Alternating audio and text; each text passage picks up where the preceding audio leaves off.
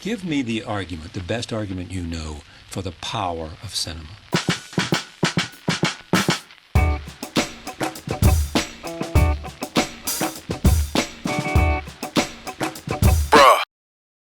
What's up, bro? What's up, bro? And welcome everybody to the show. It's Peliculas with the Bros. We are back. My name is Adrian. My name is Ivan. And Peliculas with the Bros is a show of sorts where me and my brother talk about a movie every time we make this show. We make this show once a week where we just dissect a movie that's out in the theaters, out in the public, out in the cultural zeitgeist.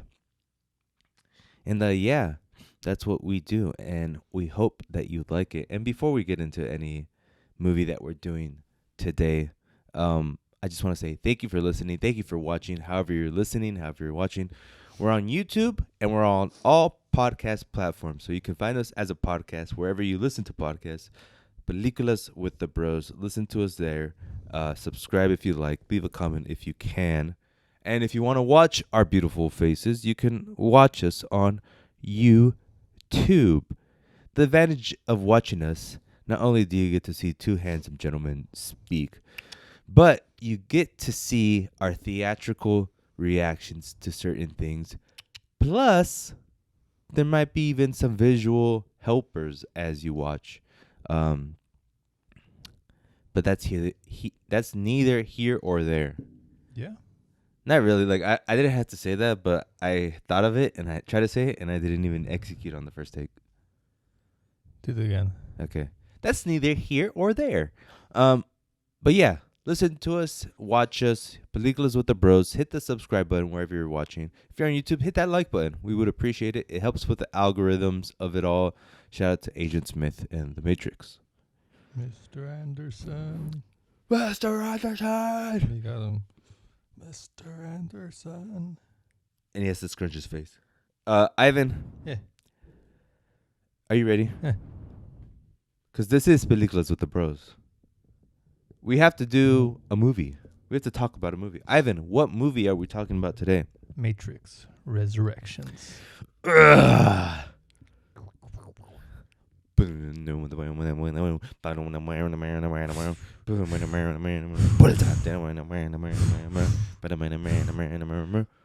Are you ready? I was about to say Mortal Kombat, but It sounded like it. yeah. The Matrix Resurrections. Ivan, we are back with another Matrix movie. The premise of this fourth Matrix movie. Thomas Anderson is a video game developer who created the Matrix video game trilogy in this film. Something is off, though. His dreams bleed into reality, and he is nearing a mental breakdown. What he doesn't know yet is that his life is a facade, and he is actually Neo, a messiah figure that helped stop the war between robots and humans way back when. How is Neo alive? How is Trinity alive? How's Morpheus even There. existing? Oh. Will the Matrix ever end? Ivan, with a cast of Keanu Reeves as Thomas Anderson / Neo, Carrie-Anne Moss as Tiffany / Trinity. Tiffany's a cool name. No, it's not. What do you think about the Tiffany stores? Dated. They're dated, but they have potential. But like, who wants them? Like, I'm tired of it. You know, I'm tired of it. Tiffany's for the girl that doesn't know about brands, and she knows like the basic brands. I could see It's like for the Minnesota lady, the white Minnesota lady. I could see a resurgence of like upper class TikTok core people, like ironically, like post ironically looking at Tiffany's and be like, ooh, let's go to Tiffany's. Yeah, they're like let's give up all these like direct to market brands, Mm-hmm. like Joe Schmo who's selling his garage keys from Instagram, and let's go back to King Garage King, the brand King Garage King. I mean, that's not the best brand I'm talking about, but I digress. Ivan, Carrie Ann Moss, Tiffany / Trinity, Yahya Abdul Mateen II as Morpheus. The second. Can't forget the second. Jessica Henwick as Bugs. Jonathan Groff, our boy, the Mind Hunter himself, as Smith. Is that meta? Mind Hunter? Nah. Oh. Coincidence. Neil Patrick Harris as the Analyst. Mm-hmm. Priyanka Chopra Jonas, that's so weird, as Sati. And Jada Pinkett Smith She as related to... Niobe. That was her? Who? Jada Pinkett? No, Ivan. No. I know she looked familiar, but I couldn't pinpoint.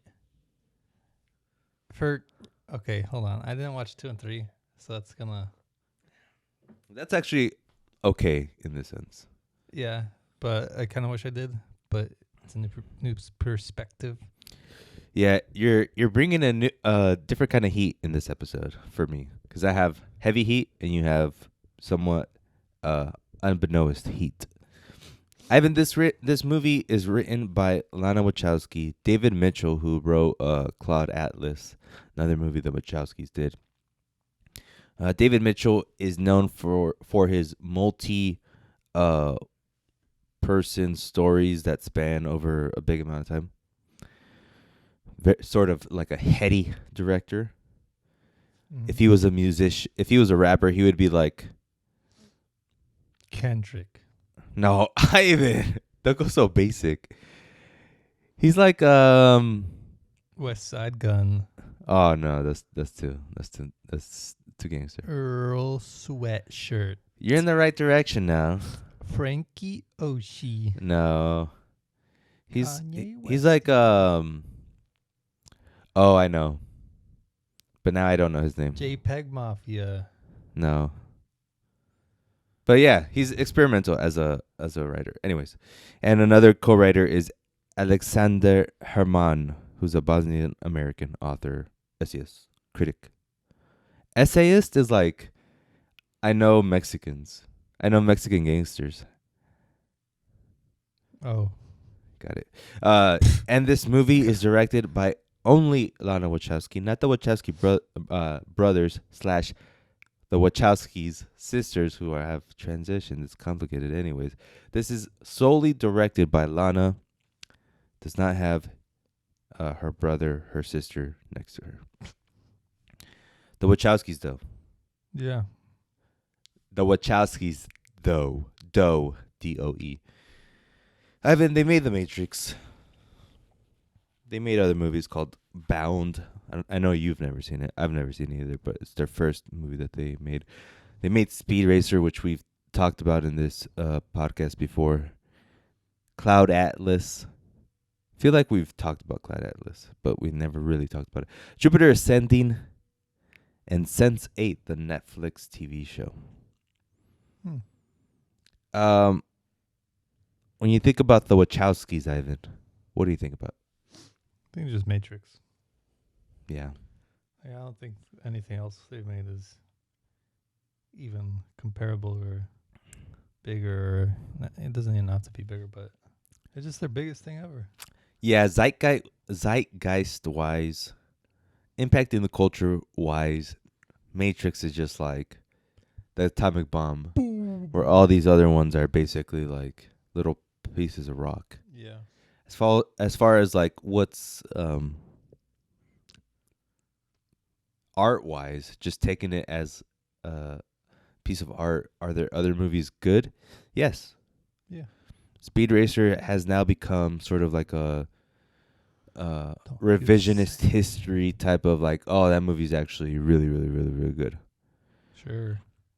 Cloud Atlas, a lot of critics love it, and it's also, but it just didn't make any kind of money. It was a flop-ish. And then Jupiter Ascending is probably like their one movie that's like, what a piece of hot garbage this is. And then Sense8, people like it, but not that many people watched it. And when I think of the Wachowskis, I used to think, before watching this movie, I sort of thought of them as like innovators that just fell off.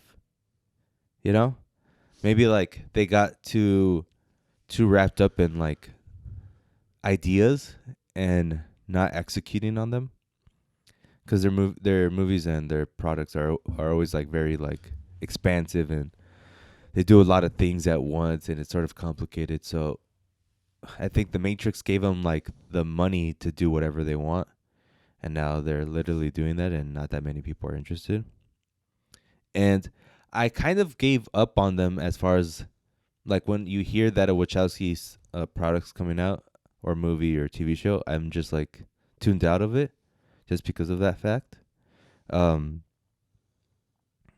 yeah. Which one of the movies have you not seen? Is it only Bound and Jupiter Ascending? I haven't seen Cloud Atlas. You haven't? No. I could have swore you're like, watch it. It's good. That's not even me. You go. It's good. That's you right there. Maybe. Yeah, Cloud Atlas is like 3 hours, 30 minutes long type of movie, right? I don't watch that. Come on. So I think lately, like we watched Speed Racer not too long ago, probably a year ago, and I really liked it. I like the vibes of it. Cloud Atlas, I watched it, and it's super long, and I never wanted to watch it until I was like, I need to watch this because it's Wachowski's. I can't just leave this here hanging. Watched it, and I was like, so weird. It's so weird. And after watching this movie, I was left immediately after, like, they're so weird. The Wachowskis are weird. But I've also realized they're just like, I do think it is what I was saying, where they have the ability to almost make whatever they want. Mm-hmm. And now they're just like, I want to make exactly what I want or what we want. And what they want is just like very to me, when I think about their movies, I think of someone grabbing like a thick, condensed sprawling sci-fi book and just saying, I want to make this 900-page book into a movie. I see that, but like all like pasted together, like hastily made, like a binder with paper falling out sort of thing. Yeah. I see more, not like falling out, but just like unorganized. Well, it's almost an impossible task to grab a 900-page book and say, I want to make this into a movie, because movies are not that, you know? Mm-hmm. They are a 200-page book. Yeah.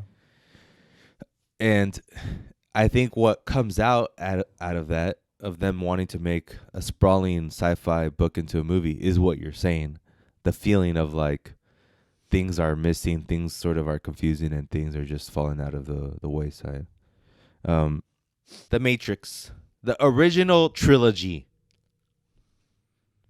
The Matrix Reloaded, Matrix Revolutions. What is your relationship, your deep connection to these movies? None. You never watched it? No. Oh. Just the first one. When did you watch the first one? Do you remember? No. What did you think about it? It was good. I think I watched it like a year ago, like fully. Yeah, I remember that. It was good. Where you're like, guys, The Matrix. Underrated. It has some thoughts, okay?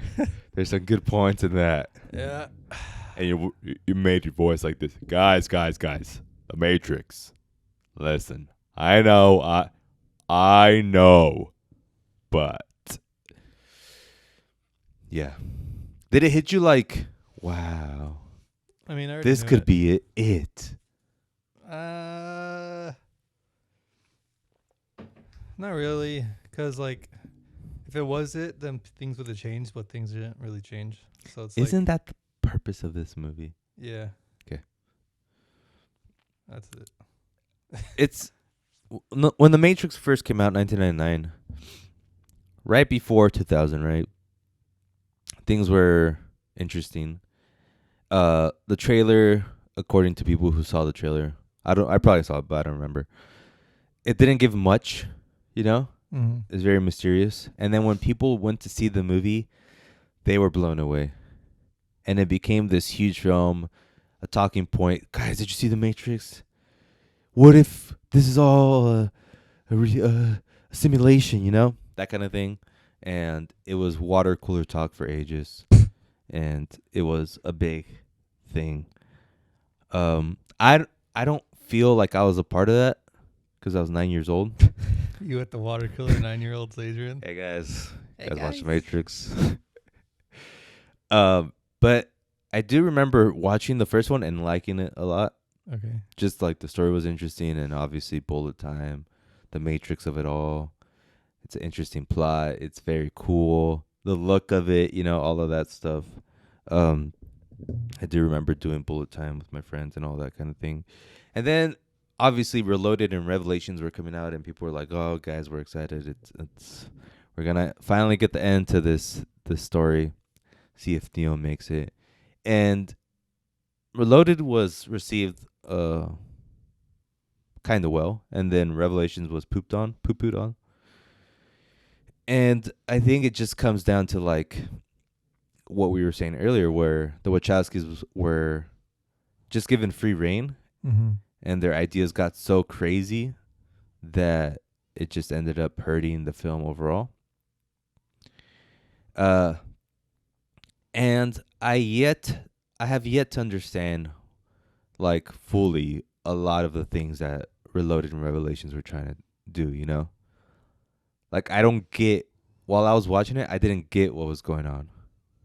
'Cause they explain so much, and it's kind of complicated just to a casual viewer. Mm-hmm. I'm sure if I watch it now, I'm like, oh yeah, I can connect the dots. But it's an interesting thing to try to do in a movie, to be like so nuanced and so heady, you know? Mm-hmm. Do you think that movies can be like that? Yeah. You think they're just not executing it right when it in regards to like Reloaded or Revelations? I know you haven't seen it, but I think it just depends more on the person too.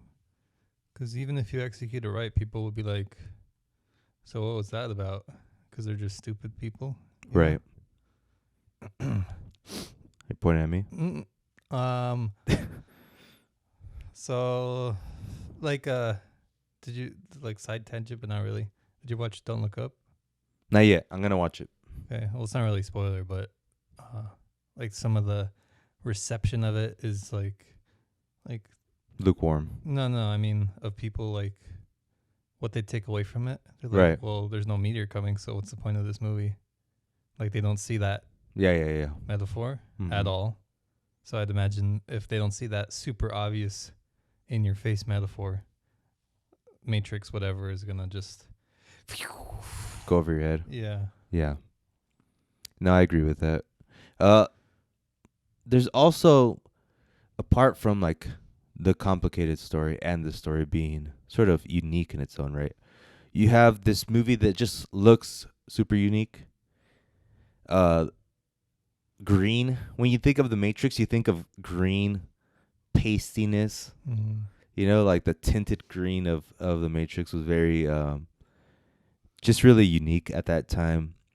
And then of course you have Keanu, who at that point wasn't Keanu, but this just like put him into overdrive. Yep. As well as Trinity and Morpheus, played by Carrie-Anne Moss and Lawrence Fishburne.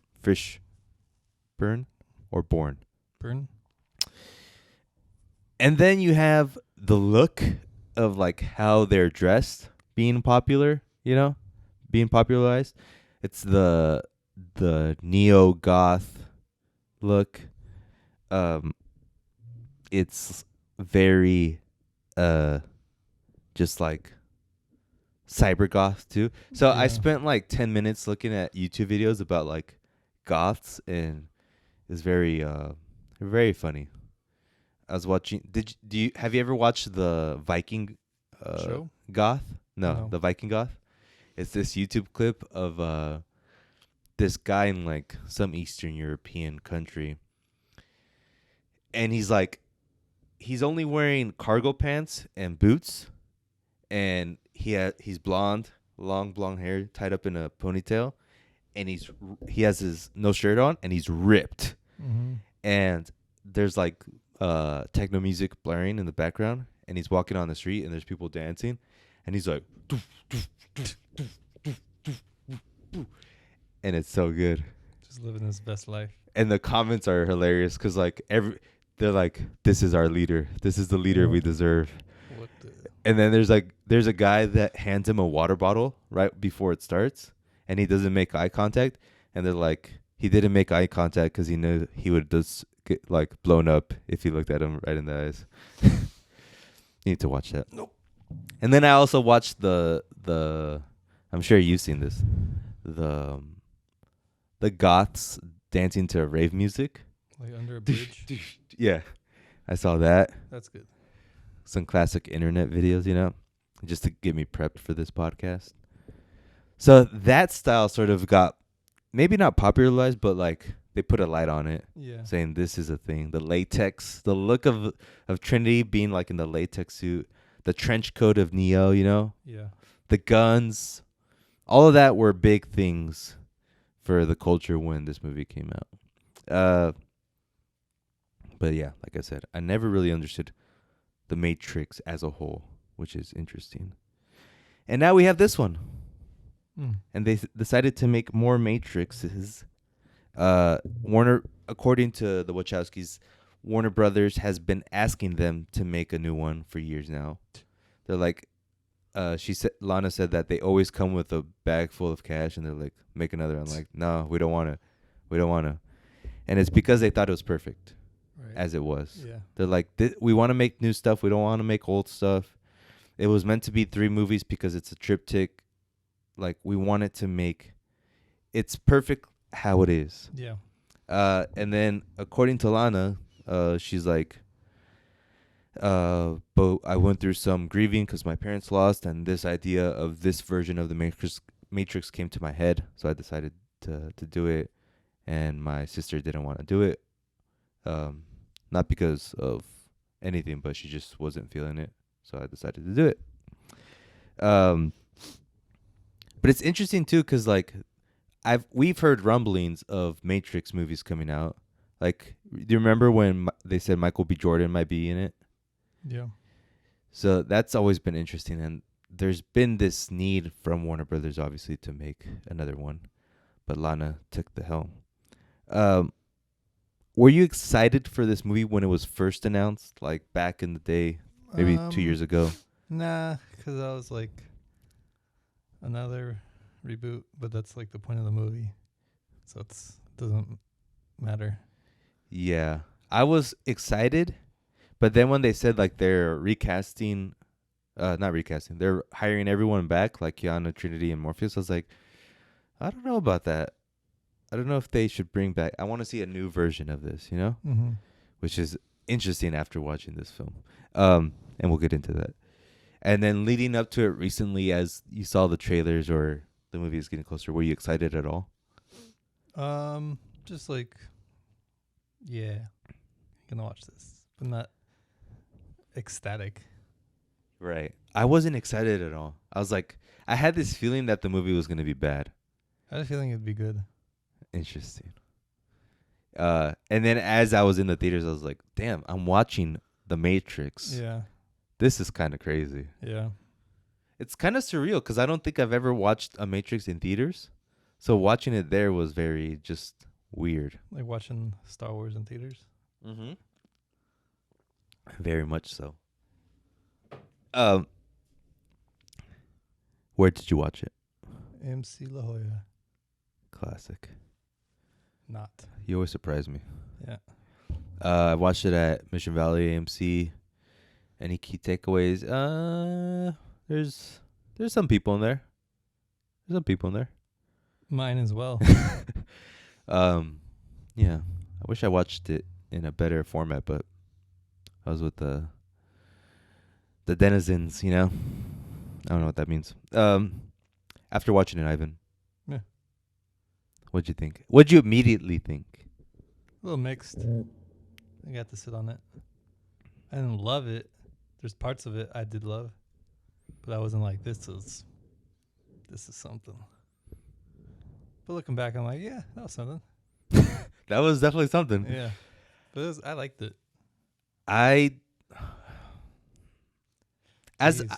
as I was watching it, I was like partly confused, partly like, are they really doing this? And then are they really like just remaking this?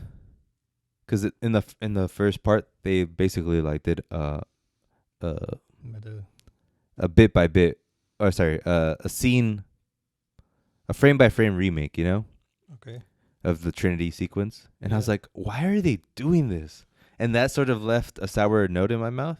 So watching it, I was like, I'm so confused. And then I got a little bit more clarified. And then in the middle, or slightly more in the beginning, when it became really meta, Mm-hmm. where Keanu's character Thomas was just like, I'm making the Matrix. I was like, wow, they're doing something really unique here. Mm-hmm. It sort of started to get clarified, and I saw the meta-ness of it all. I was like, damn. And then I just felt like this might be like the greatest movie of all time as it was going. Jeez. And then in the middle, I was like, I started falling off, and I Uh-huh. got confused, and I was like, getting sort of bored. But so many mixed feelings. The first watch. Yeah. And then obviously like the parts that were confusing to me were just why is Neo alive? Why is Thomas alive? Who is this guy Smith, who's now Agent Smith? Who's this analyst guy? You know? Like, you really need to pay attention. You're like angry the whole watch. Like, who is this? No, Who's no, this no, no. dude? No, I was just confused, you know? And then you really need to... Do you think you need to watch the original ones to appreciate this one? There's just a couple moments where like, oh, this was probably somebody important, like Halle Berry. Uh-huh. Like I didn't recognize Halle Berry? Oh, no.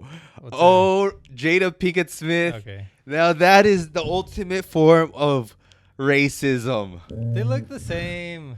We should have a segment called like, what's the most racist part? That's not racist. I know. I put them on a line, and then at the end there's like Zoe Kravitz too. They all have like that similar build. Ivan, you keep messing up. It's not Kravitz. Kravitz? Yes. I don't like this emotion, Sean. I know. Okay. Sorry. I digress. Yes. Yes. To me, looking back at it, I feel like you do need to watch the original ones Yeah. to appreciate the message that this one is doing. I'm not sure about the film itself, you know, but it's interesting. Also, as I was watching it, and as I was watching the action sequences specifically, they don't live up in my eyes to the original ones, you know? And there was this feeling throughout the film as I was watching it for the first time. Are they making this movie bad on purpose? Like, is Lana just giving a big middle finger to everyone and be like, you want to watch The Matrix? Here's your damn Matrix. That's what I was thinking the first time. But then, like, the idea, honestly, your voice came into my head, and you were telling me, do you really think they want to make she wants to make a bad movie on purpose, Adrian? You know? Like, you think someone would waste their time to make a bad movie on purpose? And I was like, got you, Ivan. Got you, bro. I'm like in heaven. Or something? You're somewhere over here. You weren't all the way Just up floating. there. You think somebody would make a bad movie on purpose? And I was like, dabbed you up in the middle there. Yeah. Stupid. Let's take a quick break and we'll dissect this even further.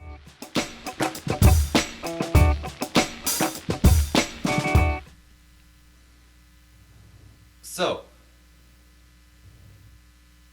one thing, and it starts in the very beginning. Oh, Lana, she's a good one. She's a good one. This idea of mirrors. Okay. The I don't know the term, but there's a lot of mirrors in this movie. And reflections, you know? And I think that's a very important symbolism in this movie throughout. And it starts in the very beginning when the first scene has a lot of ideas of like mirroring, right? Mm-hmm. And as the first scene is some paramilitary guys walking up with guns, right? And you see them, but you're seeing them through a puddle reflection. That's the very first scene, which is very interesting to me. Because that scene is also a remake of the original scene from the first movie, where Trinity is fighting off the paramilitary guys. And you see Bug, sorry. Shout out to Wreck-It Ralph. You see Bug looking at this. She's basically the new Trinity in this movie. Yeah. And she's looking at this and she's like, why is this why are they looping through this scene, you know? She's looking at the Matrix, looking at the code, and like, why is this code running again? Why? And it's a copy of the original. She's like, why are they doing this again? And that's sort of, that initial thought is basically the thought of like remakes. Yeah, right? Like the thought of critics saying, why are they remaking this movie again? And it's very weird that you see this, but it makes sense now. You see this Trinity, who isn't Trinity. It's not Carrie-Anne Moss. It's a different character altogether. It's just, so they're like recasting, you know? Like, why are they remaking this? Yeah. You know? And then it goes, it continues on. And then the other character who's helping Bugs, I forgot his name. He's like, why? I think Gizmo, right? No. One of them say, why use old code to mirror something new? Uh-huh. And that's basically like the initial premise. Like, why are we redoing this? Why are we grabbing an IP, refreshing it, and doing it again, you know? And that part is like the part where everyone's saying it's meta, right? Yeah. When you saw that originally, did you catch that originally? No. I had to rewatch it to catch that, you know, to catch all these little details.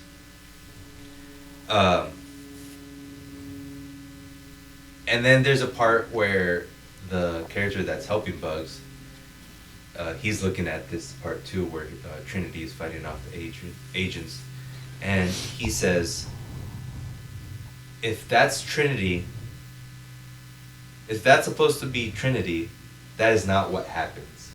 Mm-hmm. And that is like a reference to all the fans that watch like Star Wars, and they're like, don't use Star Wars because Star Wars sucks. no, but that's the point. Like for the Last Jedi specifically, Mm-hmm. I'm thinking about when they're like, this isn't the Star Wars that I know. Okay. Right? If this is Star Wars, this isn't not right. They're doing it wrong. And I think that's like a reference to just the fans in general. Like, if you're gonna remake something, remake it exactly how it is. Okay. That's a shot at them. I think that's what Lana's trying to do. I might be wrong, but that's what I felt. And then there's the other scene where Smith, who in this is played by our boy Groff, Mindhunter, great show. Think they're gonna make another season? Yeah. I know, that sucks. He reveals to Thomas that Warner Brothers has instructed us to make a sequel to the trilogy. And he's referencing, in this movie, the video game that Thomas made, right? Mm-hmm. And he says, as he's telling them, he's like, yeah, we need to make it. If we don't make it, someone else is gonna make it. He's like, I thought they couldn't do that. Yeah, they could do that. I feel like that's what Lana and the Wachowskis actually went through. Do you think so too? Like where Warner Brothers is like, if you don't make it, we're gonna make it, so you better make I think like eventually, like if they died 50 years, they'll be like, I guess we can make it now, and they would make it. it. So you don't think that if Lana said no, we don't want to make it, they would have hired someone else? I don't think they can. I think they can, because I think that's the reports, and I think that I heard some interviews where some of the cast members were like they were thinking about getting someone else, but thankfully they didn't, because this movie wouldn't be the same without the Wachowskis involved. And then Smith goes on to say, we still make the same stories, just with different names and faces. Mm-hmm. And it I think it's just being it's reflecting with what Lana's going through and what the Wachowskis are going through. Like, they see the IPs getting redone, rebooted, same stories, different faces, right? So they have to make the Matrix video game again, and there's a scene where basically it's a writer's room, where the developers are saying like what this new Matrix should be. Bullet time. It means this, it means that.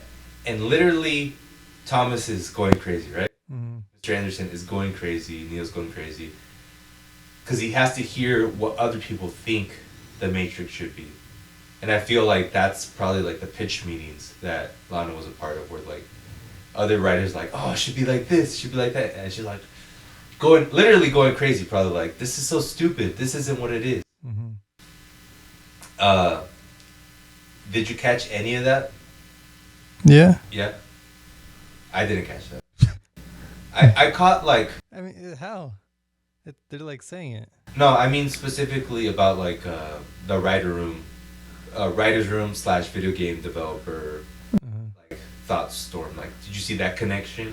I didn't see it directly with Lana. I just thought like that's what they go through, like creators. Gotcha. Yeah.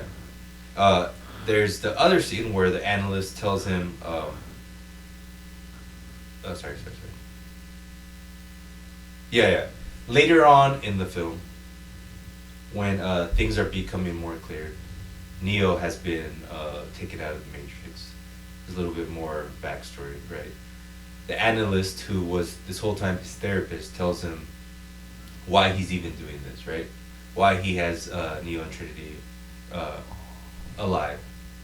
And he says that it was very expensive to remake it, right? To bring them from death to life, because that's essentially what he had to do. He had to give them life. He says, we needed you to come back, right? We needed Thomas to come back. We needed Neo to come back. How did we do that? We have Trinity here. We knew that you'll always return to Trinity. And I feel like this whole movie, to me, the idea is like, this is Lana's relationship with actually making this film and the Matrix itself, the IP. And I think Lana, in this essence, is sort of like the Matrix trilogy, where the studios are saying, we knew you would always come back. And I mean, we knew you would come back. And how? Because we have the Matrix here. We have the IP, and it's ours. And the way we can make you come back is if we say, like, here, like, either leave it or someone else is going to make it. I think that's the connection between Neo and Trinity and Lana and the Matrix. I think that's like the symbolism behind that. And then he goes on to explain a lot of things, but he's like, desire and fear. The analyst is saying, desire and fear. This is what people want and sort of need, to live. And I think he's talking about sort of social media at this point too, where he's like, if we have these things, you're always gonna be sort of satisfied, and you're always gonna try to get one of these, and it's what drives people. But playing devil's advocate now, this is all very nuanced. I had to rewatch it to get like some of these things. As a movie, on the first watch, I do think my initial thought is correct. Like, it's so confusing. Even for me, who's seen all the original ones. And yeah, I'm a dummy, McDummer. Jeez. But for like my wife who's watching it, and for a casual viewer, it's so complicated. I don't think it works as a movie. But as a film lover, rewatching it made me like it so much more now. So it's like I don't think there is a middle ground for anything as it regards to this. I think it could be what it was, what it is. But it's just interesting to see it like that, you know? Like, I'm sure the studio is not happy with this film. I'm sure they are. You think they are? Because a lot of studios are doing these meta, like, Jeff Bezos is horrible. Like, we're making remakes, stuff like that. Yeah. And they don't care as long as it's making money. Right. Like, I think if they really did care, they would not have let her make something like this. That is the interesting part to me too. Like, how much control?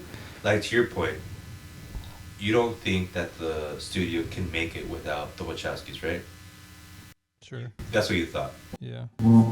And my thought too is like, they can, but also that at the end of the day, the Wachowskis have like final say on like the actual draft.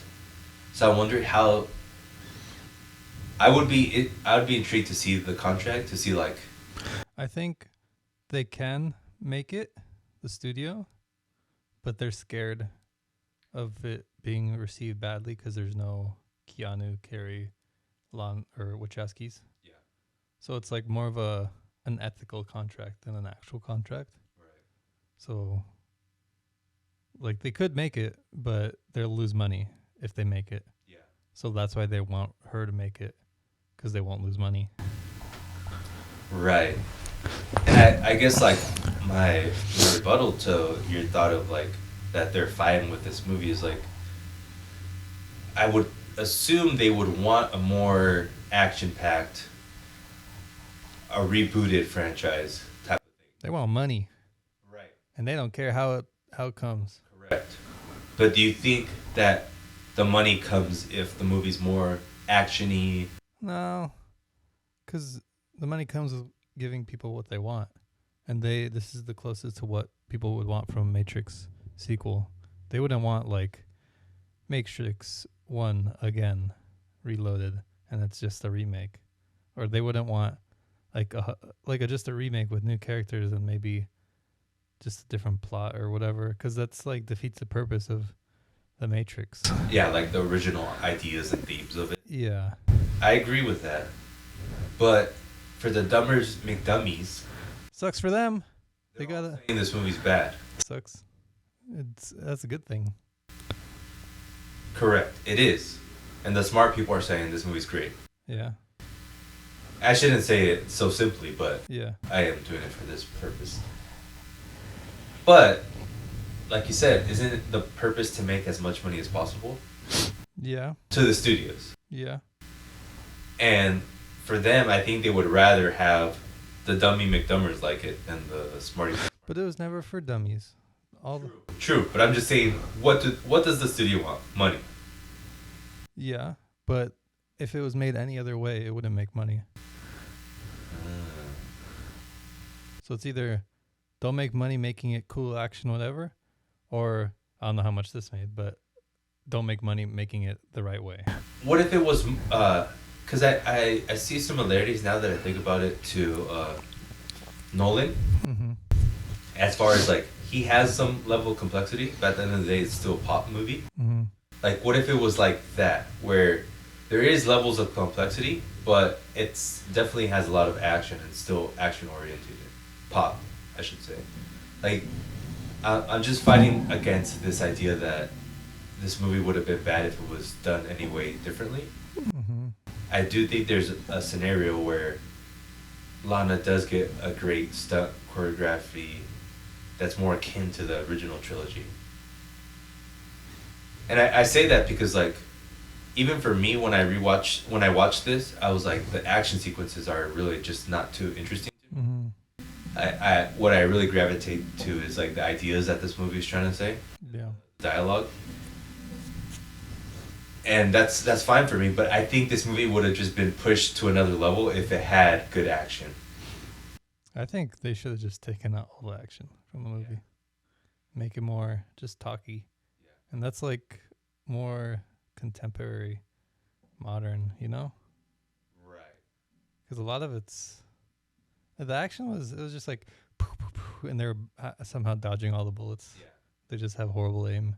Yeah. Those are the parts I didn't like. And then, like, if they just toned it down and then did like small, really cool action sequences, that would have been better. Like the one action part I did like was when Neo fought Morpheus. Gotcha. Because it was like open and you could see everything. It was simple. Yeah. But like the train thing, you couldn't see what was going on. That fight in like that abandoned warehouse area. I hate it. I was just waiting for it to be over. Yeah. And I don't like Neo's power where it's just like, He's like basically like a force field. yeah.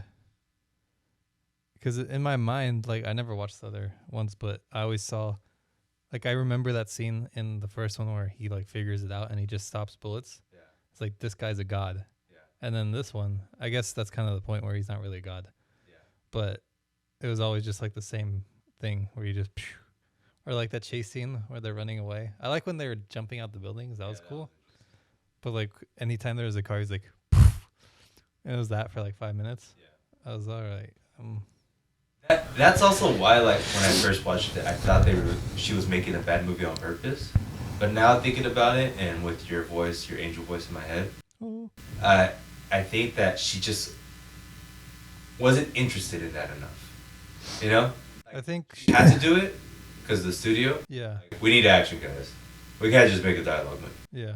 And she was like, okay, I'll do it, but I'm going to half-ass it because I'm really interested in this stuff. Yeah. And maybe her thought, it was a subconscious thought of half-ass. Like, no, we'll do it. Mm-hmm. But you could tell there wasn't really much effort put into it. Yeah. And I think we've talked about that, like the subconsciousness of like trying to make bad stuff. Yeah. When this idea that the swarm mode, first of all, that the analyst is talking about is basically all the civilians in the Matrix turn into agents, right? Mm-hmm. And he's like, I love swarm mode because it's a feature I added that makes everyone turn like this and it's able to get you. Isn't it cool? And I think that's also reflecting like how fans of the original are now, you know? How fans of the original IP act towards new IP and new reboots. Like, we can trigger people to just go crazy. Yep. Just controlling the masses in that way. And then when he turns it on, how you were talking about the final scene where Neo and Trinity are trying to escape. Who are they escaping? The analysts, right? Yeah. And the swarm mode people. And he turns on the swarm mode, the analysts, whatever that means. And the people who are living in the high rises start jumping out of the buildings. Mm-hmm. I think that's directly a reference to just to nerds, you know, who are like, this sucks, let's get them. Mm-hmm. And they're all they're all jumping out of the windows because they're told to do it. Mm-hmm. They're going to see this movie because it's Star Wars. They're going to see this movie because it's Spider-Man. Like, they're just easily able to be manipulated, you know? And it goes back to the idea of, like, the analyst says, most people want to be in the Matrix. Mm-hmm. Like, you can't, it's not as easy as, like, taking them out. They want the comfort food that is the Matrix. Mm-hmm. Do you agree with that? Like, do most people want just, and I think this is more of a reference to, like, most people just want the same thing. Because there's also this idea of, like, Neo says, I did all of that for us to just be in the Matrix again. I sacrificed so much. Mm-hmm. I lost Trinity. I lost my life. And now I'm back here. Lana's basically saying, I made the Matrix I made this movie that was revolutionary, that had this new idea to get people to wake people up, and now I'm back here making the Matrix again. Mm-hmm. And I guess the idea is like, what do people want? Do people just want the same story over and over again? And is that true? Do most people want the same story over and over again? Do they want Spider-Man 9? Do they want Star 9. Wars 9? You know? Yeah. Or, like, what do you think, I guess? Because I can keep going on and on. It's because, like, for most of the movie, I was looking at it from a different... Yeah.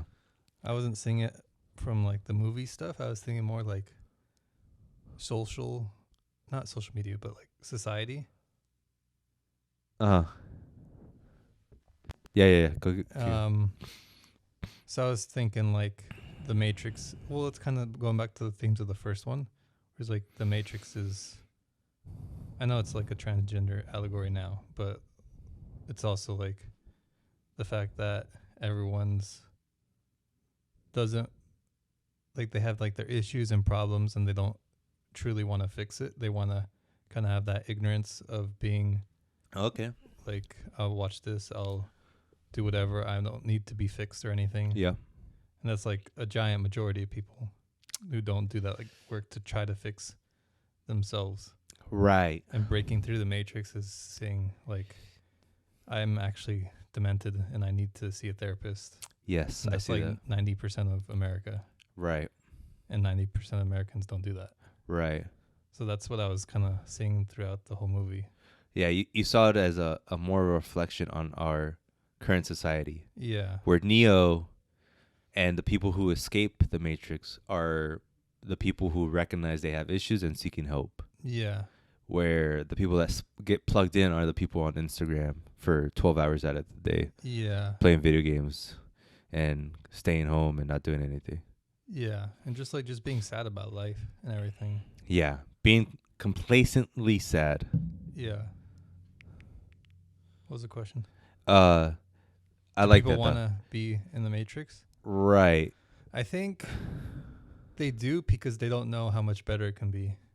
Not because I know the Matrix, like the real life in the Matrix is horrible. Like they're eating like bugs and they like grew one strawberry like, on accident. Oh, shout out to that scene. So that's kind of like a super exaggeration of what breaking through our Matrix would be like. Yeah. But I think if everyone broke through and like collectively is like, why don't we just all realize we're broken and fix each other and be a little more honest, then we would all be good. But like if only 1% of the people do that, then 99% will be like, why is this guy, he thinks he's better than me? He thinks he's cool. And then that 1% is going to like, you know what? I'm just going to go back. Yeah. So it takes everyone to go at once, but what can possibly do that? Yeah. And I agree mostly. I do think that the idea of like Lana having to remake this, but now like in the end of the film, at the end of the film, the very end, Neo and Trinity go see the analyst at his therapist's office, and they basically say, we're gonna correct some things, and we're gonna give it another go. We're gonna try to fix this. And I think that's like Lana saying, I made the original. I thought that would help everyone to get out of the Matrix. I'm now back here. I'm back here making the Matrix again. And when I started it, I'm like, damn, I guess my message didn't get through. But it's not that my message didn't get through. It's just that I need to keep spewing my message, you know? And I need to keep trying to wake up more people. And it's not as easy as making this trilogy to wake up people. It's about keep hitting the nail on the head and saying like, guys, wake up, until I get enough people. I think that's like the final thing. Like, oh, I know why I'm making the Matrix. Yeah. I know why I'm remaking the Matrix. It's to wake more people up. It's not to reboot it and say the same story. Well, it is to say the same story, but the way to make me feel better about myself making it is to just wake people up. And I think another criticism I saw was like, this is all obvious stuff. Like a lot of people are aware of the Matrix of like, Yep. You have issues, Yeah, and stuff like that. Yep. But I think like those people are kind of like even worse than the ignorant ones, because they know like everything's wrong. yeah. And they're like, you know what? I don't care. It's like it's wrong. They're like the what are they called in the movie? The Merovingian. You don't know. You didn't watch 2 or 3. Outsiders, peoples. Yeah. What are it called when you get booted out of somewhere? I know the word. That's the word. Yeah. They're them, I think. Yeah. Like, we know we're in the Matrix. We just want to be here and be happy. Yeah. And they kind of make it worse because then, like, if they're not actively supporting, then the dumb people are going to be like, you know what? These people understand and they even think it's dumb. Yep. So it's like, come on, have a heart. Yeah. It is interesting that this movie comes right after Spider-Man 9. Or 8, I should say. Yeah. I think it's interesting because I think they do the same thing, but in different ways. Like, they both embrace the old and the new. They are both IPs, obviously, but they're both embracing the old IP, but doing something new with it. But I think Spider-Man is just, like, happy to be sort of dumb. And then this movie is sort of mad, but they end up happy at the end of the day, you know? Because I don't think these sequels are bad at all. Like, the remakes and everything. Uh-huh. Because we're always going to want Spider-Man stories. And because it's just Spider-Man, you know? Like, I don't think any super woke person will ever be like, you watch Spider-Man? Right. Or you like Spider-Man? You like what he stands for? Like, it doesn't make sense. Like, he's just a good person. It's a good, like, hero for kids. Mm-hmm. Also, it's like a kid's movie, so like, it has to be kind of simple. Mm-hmm. I don't know where I was going with this.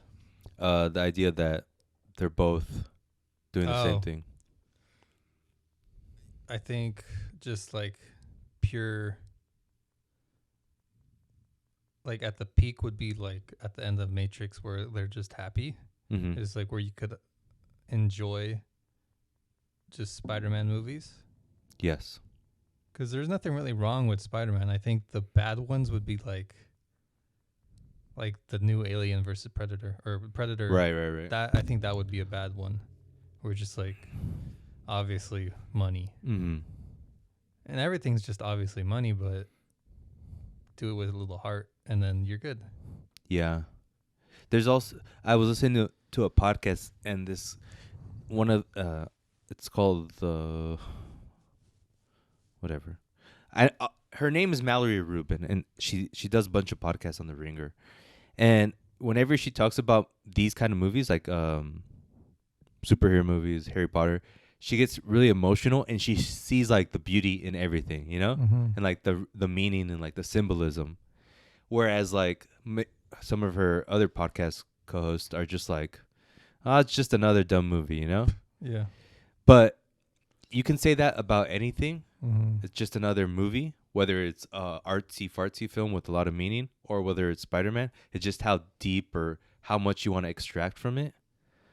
I think that's why I sort of agree with you where I'm not too mad about the reboots. Because like at the end of the day, the message of Spider-Man is like good, you know? And yeah, it's the same message as the original ones, but so is this Matrix. And so is, I don't know, what's another good, The Marriage Story, right? Like there's messages behind all films that have already been talked about. They're just delivering it in different ways. But it's so weird that these movies come together and that they sort of come at the same conclusion, just in a completely different way. And how like they don't recast in this one, but they do in the other one. But they bring back the old. Mhm. It's just so connected in a weird, intricate way. This movie is really different from the original ones in the sense of like how it looks. Mhm. It's not green. The Matrix isn't green in this one. There's actually humor in this film, where in the original ones there was almost no humor. Yeah. I think that threw me off, but now rewatching, I'm like, I can accept it. Green. Green light. No. Oh. Just green. I heard an interview where Lana was saying that the original ones are so precise because we made it precise. Mhm. We used a lot of storyboards, like everything was storyboarded out. We wanted everything perfect. But Mhm. now as she's grown as the director, along with her sister brother, they learn to lose control, Mhm. and they use more sunlight now versus like trying to light something. Computer. Yeah. I thought that was interesting. And I think that sort of is reflected in the story she tells, because like the original one was very condensed, and now all the stories that they tell are like super sprawling and Mhm. don't make any sense, which take her to love it. I think there are some negatives about this, and we've already talked about the action is bad. Yeah. There's scenes that it looks like it was shot in, you can tell it was just shot in a studio. Like Okay. the one in the Jojo. that one's fine because it looked cool. But where he fights Smith, Neo fights Smith. Oh, like on the underground area. That and in the like warehouse, Okay. that looked like it was made in a backlot. The scene where in the very beginning where the agents arrived and talked to the cops, that looked like it was made in like a studio. Like just it looked very hastily made. Mhm. And it's like when you don't use the city, it's so weird how I could tell that like it wasn't made in a city. It But was. it kind of works because it's the Matrix. That's true. Yeah, it's like a video game, right? Yeah. It's like it's artificial. Like it wouldn't look so perfect because they would want everything clear in the Matrix because they want to just kill Keanu. Yeah, So they have like all these people. that's a good point. Could work. Ivan, that's why we bring here. And it's something. There's something that the Wachowskis do that they keep doing it in this film, and it could be seen as good or bad. I think for a newbie, it's not. For like a general viewer, it's not good, but for us, it's fine. The exposition dumps, where they're just like this and this and this, like this. It's like this because of this, and it's like when the analyst is telling them all of this, like how everything's made and why it's the way it is. For movies, I don't think it's good. I think those are good for books. Mm-hmm. Like that's why books have so much exposition. But for movies, I feel like as an art form, things should be a certain way. But I respect the Wachowskis. A different take, Like this was sort of what I asked for. Like do something different with your IP, and they actually did something different here. Rewatchability. Sure. High, medium, or low. Would you like water? Hi. Yes, I put high too. It was low at first, and it went all the way to high. I think this movie gets better as you rewatch it because you can find more and more things. Best scenes. I liked when they went bullet time and he shot the bullet at Carrie-Anne Moss and they're like just having that conversation. Yeah. Yeah, I like any of the scenes where I can catch the hidden meaning behind the movie. And those are basically all the scenes I was talking about earlier where where Lana's sort of giving her thesis in a different way. Also, like you mentioned, when everyone's just jumping out of the building and doing like kamikazes, it was so disgusting, but I think it was meant to be disgusting. Ugh. Ivan, it's time. Let's rate this movie out of tickets. How many tickets out of 5 tickets is this? 3.75. Nice. Give your 2-sentence review. I will not, my friend. That was a period. Astronaut. I will not. Period, my friend. It's good. Just watch it. Are you happy how they made it? I think What would you change? What's like the big things you would change? I would just make it like 100% talking, take out like half an hour of the movie, and then like no action, or like 5 minutes of pure action. That's like super beautiful bullet time or whatever. Yeah. And I would want this made by like a different director, like a Denis. Maybe not him, but You always have Danny in your back pocket. That's not fair. a different director. Okay. And then I don't know, maybe like tighter writing, What writing? tighter. Oh, yeah. But I just like their ideas. Yeah. But I'm not a fan of they're a little corny. Yeah. They are. I guess that's their style, but I'm not into corny. I think that's because it's like, that's how sci-fi things are, you know? Not always. Generally. They don't have to be. I think No, they don't have to be, yeah. Yeah. you can write. Because Dune wasn't like that. Interstellar wasn't. A lot were. Yeah. I don't think Matrix was. It's just corny now, but I don't think it was back then. Yeah. But I think they were tighter back then. Their ideas were tighter. Yeah. And that might be because of like studio like notes and whatever. Yeah. Damn it, I was gonna say what something that you're like 5 minutes of action would make this great. Something that made the original movie excellent was that Neo didn't use his like powers until the end. Yeah. Because he didn't realize until the end. And all that build up to see it was amazing. Yeah. You know? Something similarly could have been done here, and that would have been awesome. Maybe just like he has those powers, but then at the end he realized he has even more powers. Just like super bullet time where it just overpowers this dude's bullet time. Right. Just something. I was confused about like them beating up the analyst. Oh, and they're like, oh. Like, what is that? Just they have complete control over everything now, or what? I think so.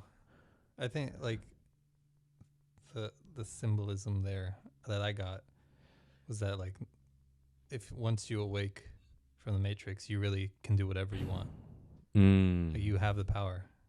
Right. I see that. There's also the symbolism, the idea like Neo wasn't the one; they both combined are the one. Yeah. That's cool. Yeah. I guess. I give this movie 4 out of 5. You pig. It was leaning towards like a 2.5, and it just kept going up and up and up. I had to stop myself. I was like, no, 4.25, no, 4. Be realistic. But it's interesting. I love the idea of like this movie's a 4 to me, but for like my friends, it's like a 2. Yeah. And I love that. 4 tickets out of 5. You heard it here first. All right, let's go into a section we like to call Things and such. No.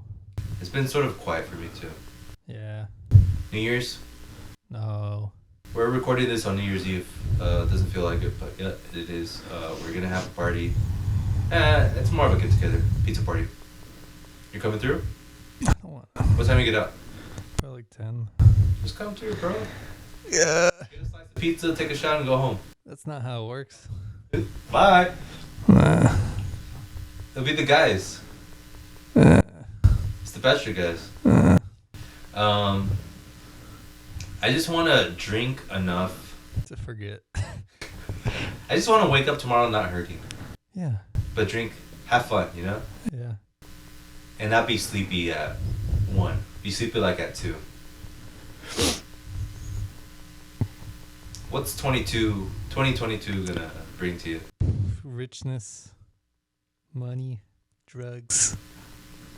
Dogs. You're getting a dog? Sure. Do you have any big plan for 2022? Keep my nose down, do my work, move on. And get ready for 2023? Yeah. Pretty much. I feel 2022 is going to be a very lucky year for me. No, it's not. I feel luck. I feel like the opposite, but like I'm gonna go through it. You know? Yeah. Like I'll persevere. Very optimistic. I'm very optimistic. Ivan, what's on the telly? Still watching Seinfeld, but slowly. Is that good? Yeah. Ivan, it's time for a section we like to call Really Be Bussin'. He never completes it, but I'm fine with it. Part of the magic of this.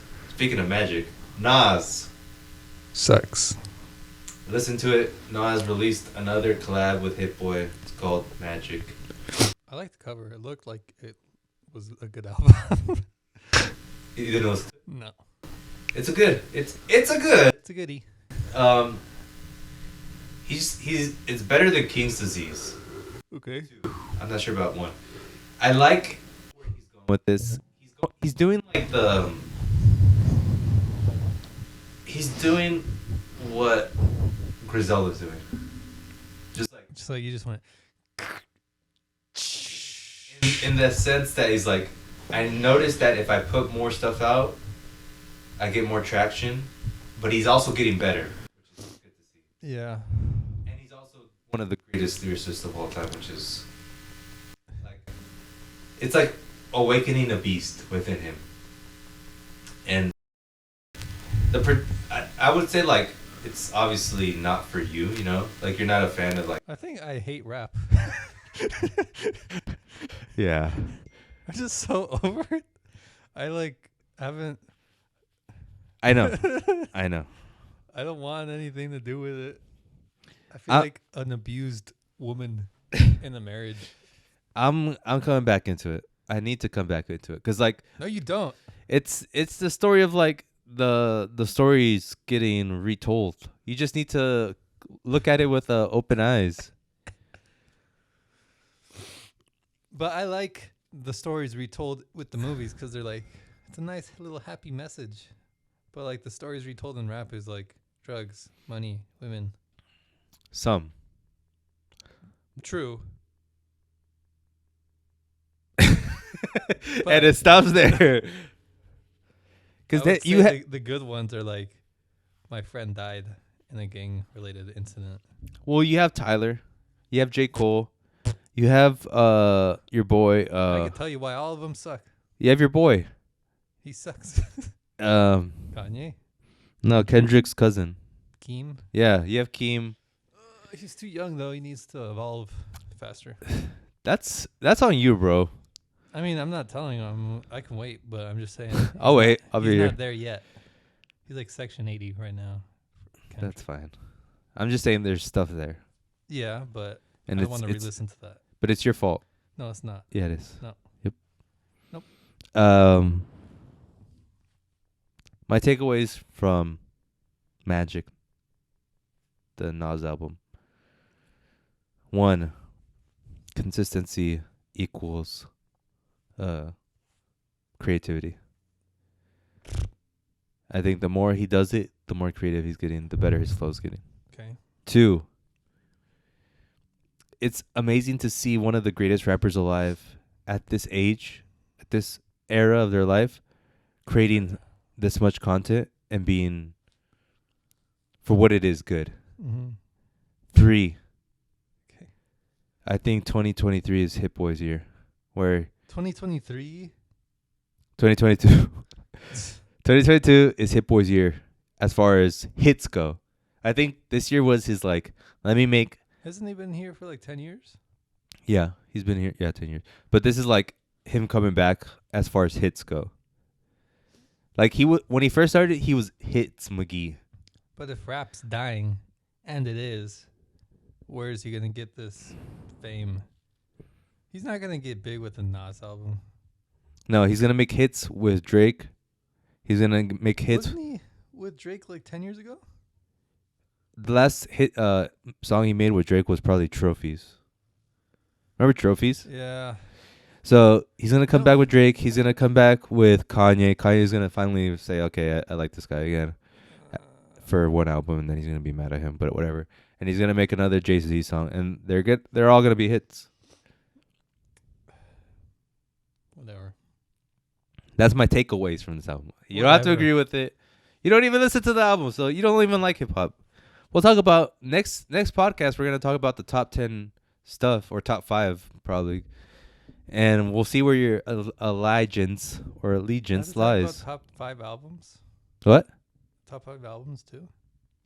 Albums and movies, and then we could for TV shows. I don't even know if there's top 5 TV shows. I don't think there is such I a don't thing. think I watched 5 new TV shows. Yeah, so we won't do that. We'll just say like the best TV show or whatever, and we'll talk about Succession Spoiler. for years and years and years.